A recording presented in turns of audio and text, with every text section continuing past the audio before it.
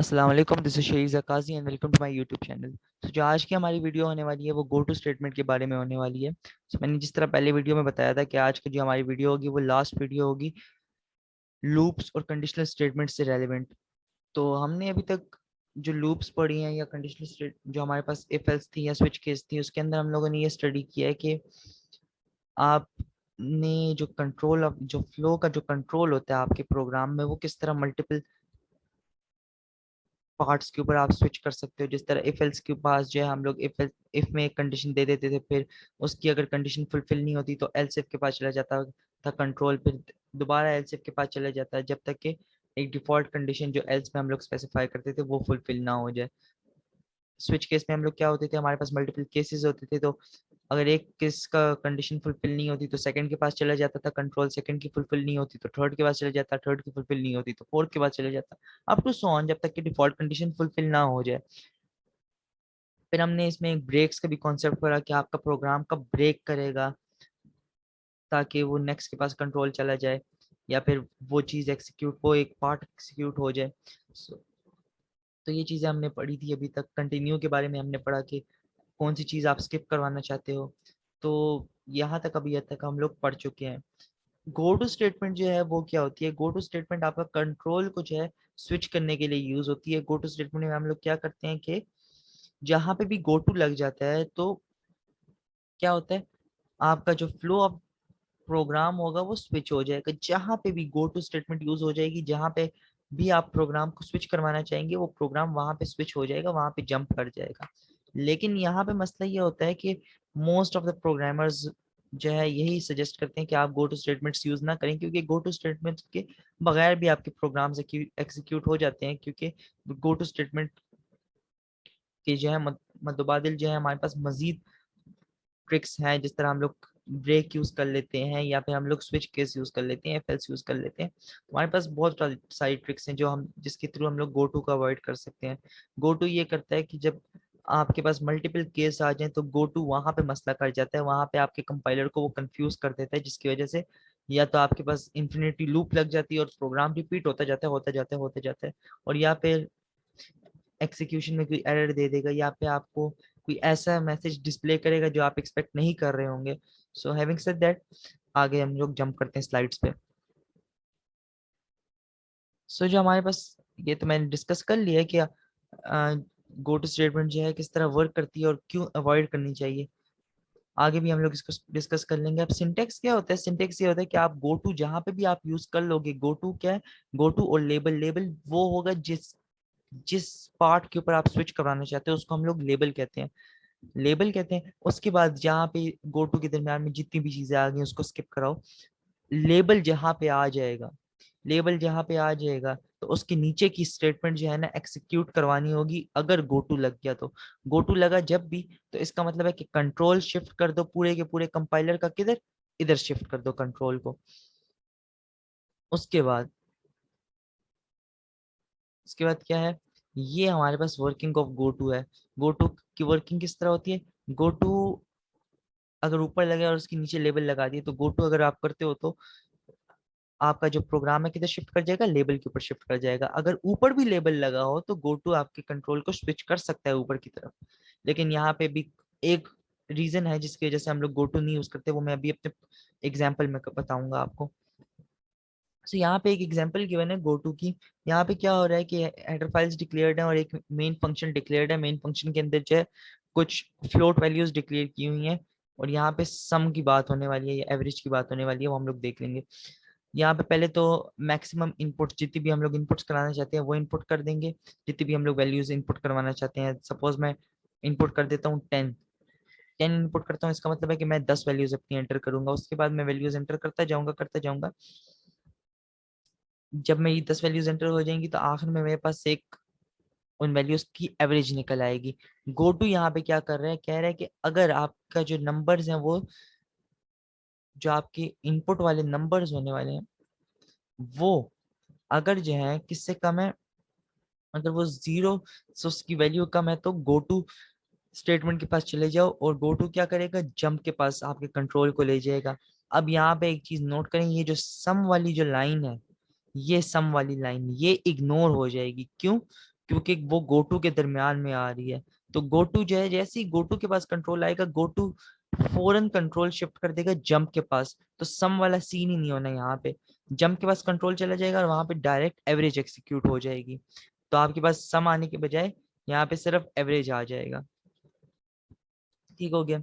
उसके बाद मैं क्या करता हूँ, मैं डेफ पे एक सिंपल सी एग्जांपल करा देता हूँ। एग्जांपल क्या है मेरी?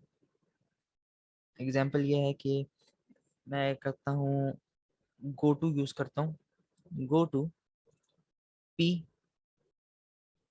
अब पी मैंने कर दिया। अब मैं यहाँ पे लगाता हूँ पी कॉलन। अब क्या है, नीचे लगा देता हूँ सी आउट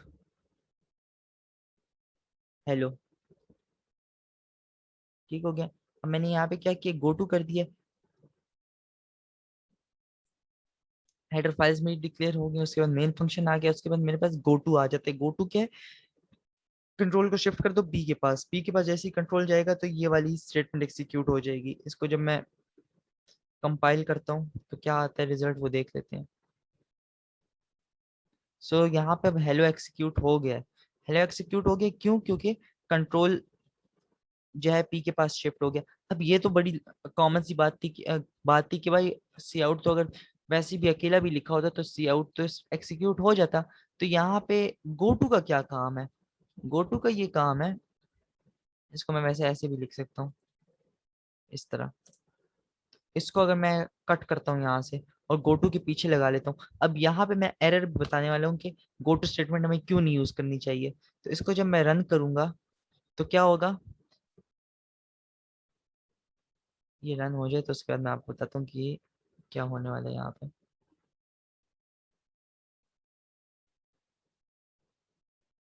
ये देखें, इस वजह से हम लोग गोटू नहीं यूज करते हैं, क्योंकि अगर फ्लो ऑफ कंट्रोल जो है, अब यहाँ पे पी क्या था, पी ऊपर की तरफ था।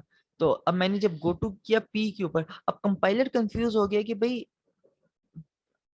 वैसे तो ये सी आउट वाली स्टेटमेंट होती, वो नीचे होनी चाहिए थी। यहाँ पे एसपी को नीचे होना चाहिए था, ताकि लॉजिकली स्पीकिंग आपका जो कंट्रोल का शिफ्ट होता है वो ऊपर नहीं नीचे की तरफ होता है। तो फिर यहाँ से ऊपर की तरफ क्यों शिफ्ट हो रहा है? तो उस चीज में कंफ्यूज होते हुए यहाँ पे एक इन्फिनिटी लूप लग गई है, जिसकी वजह से ये स्टेटमेंट बार बार रिपीट होती जा रही है। इस वजह से हम लोग गोटू को नहीं यूज करते हैं। क्यों? क्योंकि इस तरह के एरर्स हमारे पास गोटू में यूज करते हुए आ जाते हैं। इसी को अगर मैं यहाँ पे वापस पेस्ट करके रन करूंगा तो क्या होगा, ये सिंपली मेरे पास सी आउट दे देगा हेलो को। सिंपली मेरे पास हेलो आ गया। सो ये कुछ रीजन थी जिसकी वजह से हम लोग गोटू नहीं यूज करते। इसके अलावा भी मेरे पास कुछ एग्जांपल्स लिखी हुई हैं यहाँ पे। अब ये कौन सी थी? ये वही एग्जांपल है जो यहाँ पे मेरे पास गिवन थी, जो एग्जांपल, ये वाली एग्जांपल वही मेरे पास यहाँ पे डेफ में मौजूद है मेरे साथ। तो यहाँ पे क्या हेडर फाइल्स डिक्लेयर की हुई है, उसके बाद मेन फंक्शन है, उसके बाद फ्लोट में जो है तीन वैल्यूज, तीन वेरिएबल डिक्लेयर की हुई है, एक नम है, एक एवरेज है, एक सम है। सम की वैल्यू 0 स्पेसिफाई कर दी है क्योंकि उसके ऊपर अब यहाँ हमारे हमारे पास काउंट्स होने हैं। उसके बाद हमारे पास इंटीजर आई और एन डिक्लेयर कर दिया गया है।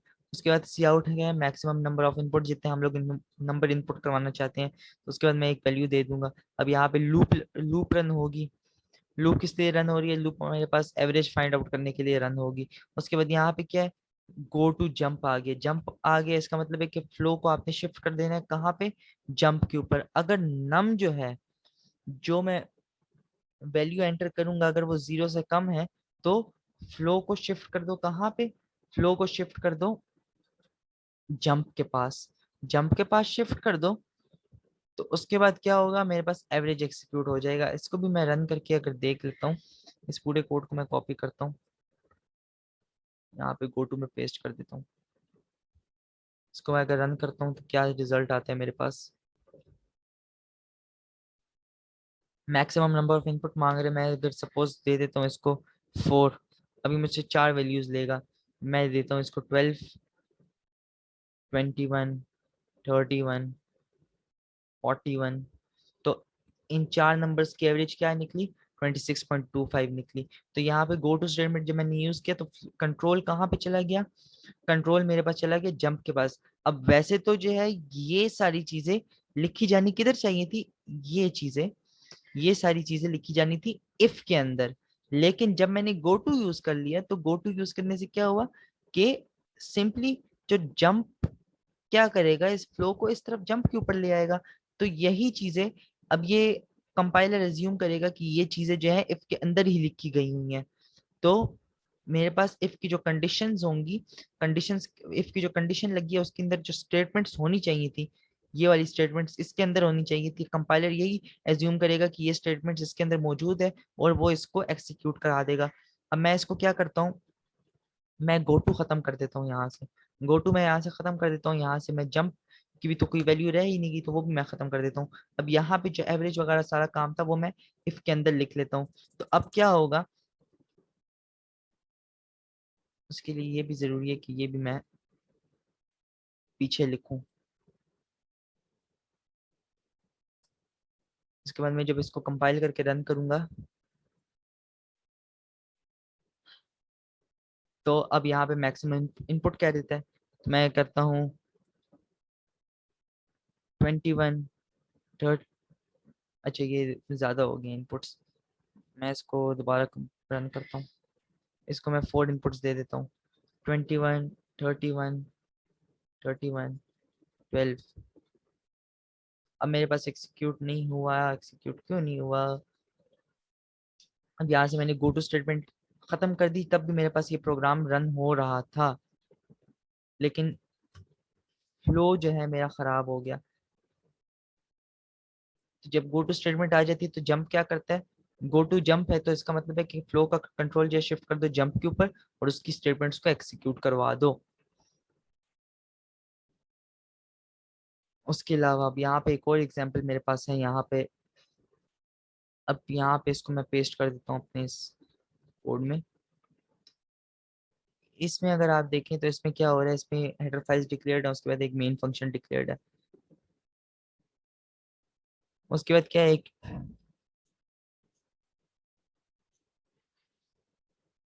एक इंटीजर वैल्यू डिक्लेयर्ड है। इंटीजर वैल्यू डिक्लेयर्ड है क्या, ए डिक्लेयर्ड है। उसके बाद कहते हैं कि ये मेरे पास एक और ये मेरे पास एक और प्रोग्राम मौजूद है। इसके अंदर क्या हो रहा है, इसके अंदर ये हो रहा है कि इवन और ऑड नंबर्स चेक करने हैं इस प्रोग्राम ने। तो इसमें क्या होगा, तो एक इंटीजर डिक्लेयर्ड है ए, उसके बाद मेरे पास एक मैसेज डिस्प्ले हो जाता है कि ये ऑड है या इवन है। उसके बाद मैं इनपुट कराऊंगा, उसके बाद सेम कंडीशन जो मैं ऑड इवन के लिए यूज करता हूँ कि ए मॉड टू अगर रिमाइंडर जो है 0 आ जाता है तो गो टू कर दो पी को, एल्स गो टू कर दो क्यू को। अब पी के लिए क्या कंडीशन दी हुई है, पी के लिए ये स्टेटमेंट दी हुई है कि नंबर इज इवन। क्यू के लिए क्या स्टेटमेंट दी हुई है कि नंबर इज ऑड। अब यहाँ पे भी आपको पता चल जाएगा कि हम लोग ये गो टू वाला कॉन्सेप्ट क्यों नहीं यूज करते हैं, क्योंकि यहाँ पे भी मेरे पास एक एरर आएगा जब मैं इसको रन करूंगा। तो पहले एक, हाँ,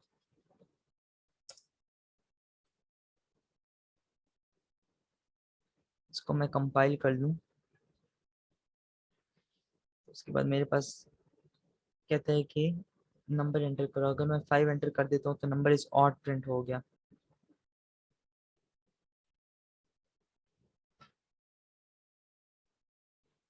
तो मैं इसको दोबारा रन कर देता हूँ।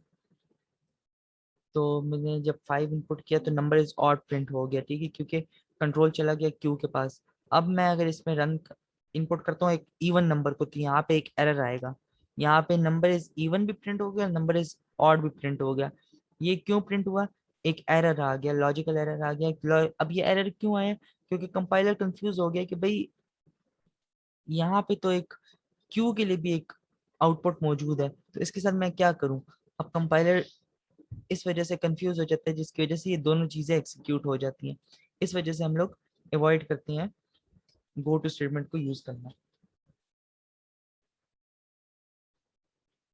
अब यहाँ पे क्या लिखा हुआ है, reasons to avoid go to statements, कि ये किसी भी पार्ट के पास जंप तो कर कर सकता है, लेकिन लॉजिक जो होता है प्रोग्राम का वो काफी कॉम्प्लेक्स हो जाता है और टैंगल्ड हो जाता है। और जो मॉडर्न प्रोग्रामिंग है उसमें जो है गो टू स्टेटमेंट को हार्मफुल कंसिडर किया जाता है। इस वजह से गो टू स्टेटमेंट हम लोग यूज नहीं करते हैं, क्योंकि गो टू स्टेटमेंट जो है इजीली रिप्लेसेबल है किससे, ब्रेक और कंटिन्यू स्टेटमेंट से।